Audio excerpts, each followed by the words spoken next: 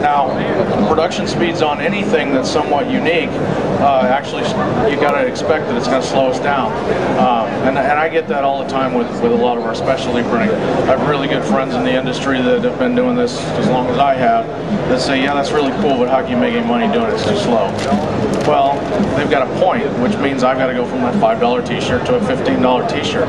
If I can get paid 15 bucks for it, then I can run at half speed compared to my $5 t-shirt. So the idea is we've got to increase our customers' expectations, but we also got to get the cash out of the pocketbook as well.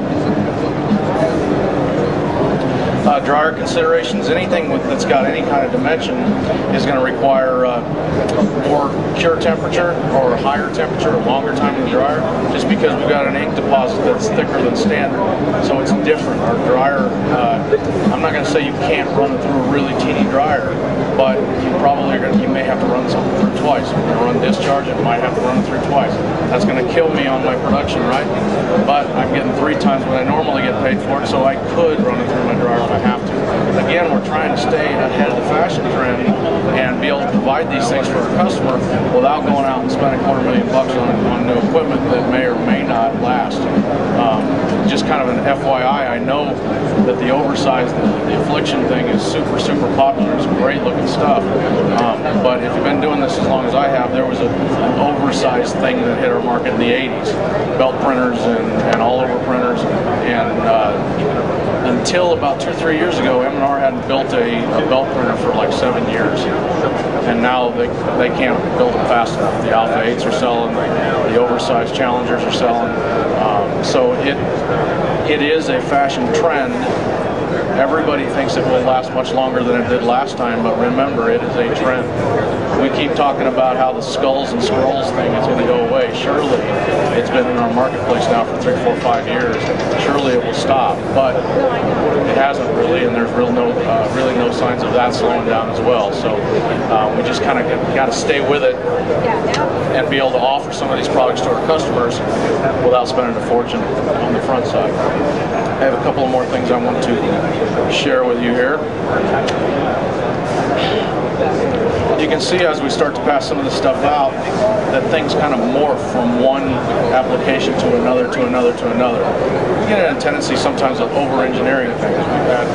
We've taken good ideas and beat them to death and have them not work out so well. So out of everything that turns out really cool, maybe there's 3 or 4 things that don't turn out so good, but you learn something from it and you can apply that to your next application.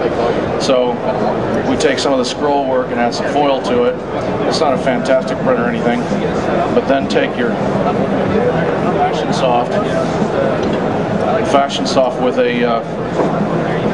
we just take that 10% white, and then we also do a 10% black, and they're both almost transparent, so we get a bonus color of the 2 overlapping, and then we throw a little foil on one end of it with the foil adhesive, and again, no charge for the tone-on-tone.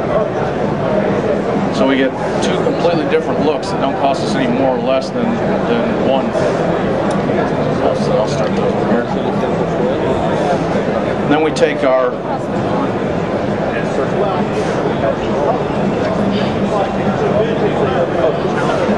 Fashion Soft and we run it off to one side, and we'll really get a nice look as well, just with an offload. So the offload, that's not brain surgery. All we got to do is pull our shirt over to one side or expose our screens on one side or the other.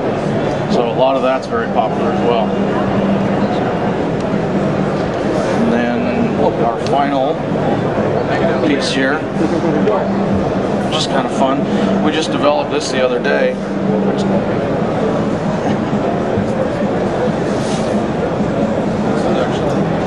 Pretty cool too. It's actually just foil sandwiched between 2 layers of HD clear, and we can do that at a fairly productive speed because we're just using a crinkled up piece of foil. So we run an HD clear, we flash it, and while it's indexing in an open space, we just take an old piece of foil that we've used for something else, crumple it off, and while it's hot, we just tap it, and then when it indexes again, we put another layer of clear on it. So we've got 2 colors of foil sandwiched in a couple layers of clear, which is kind of... Now, it's got some weight, so you don't want to put that on a 4-ounce T-shirt. That's got to go on a heavy duty. We have an example where we do a $5 T-shirt program, but we also do a $200 wool coat program that goes with it, where we put we use some Nick squeegees and we build them in a real tall high density, but we get $200 for that jacket. So maybe it's a $10 application. Again, it all goes back to that, taking a $5 T-shirt up to a $15 price point. That's kind of all I have, folks. Just a little bit of things to get you thinking outside the bucket, so to speak, and knowing that the products are available in the Epic series now with the phthalate compliance, as well as some of the Oasis series on the discharge and the water pick stuff too. So yeah, they have almost everything that they have in their standard inks are now available in the Epic. Now the thing I picture with this, again, morphing as we think about it, we do an all-over treatment behind that and then set that on top. That'd be really cool. And you do the fashion soft over the seams kind of thing with the background and then set that on top. It looks super complex, but it's one of the easier treatments that we've done over there. Anybody got any questions? Two different colors of foils, a red foil and a gold foil.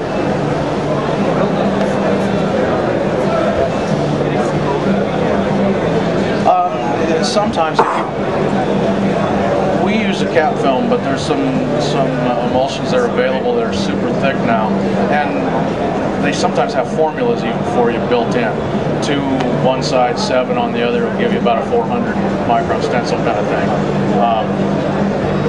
It's a little harder to manage because if you get too much, they want to drip. On the flip side, you got to be pretty good to apply a 400 micron cap film and get it to hang together when you're running really little. So we kind of jump back and forth between the emulsions and the cap films.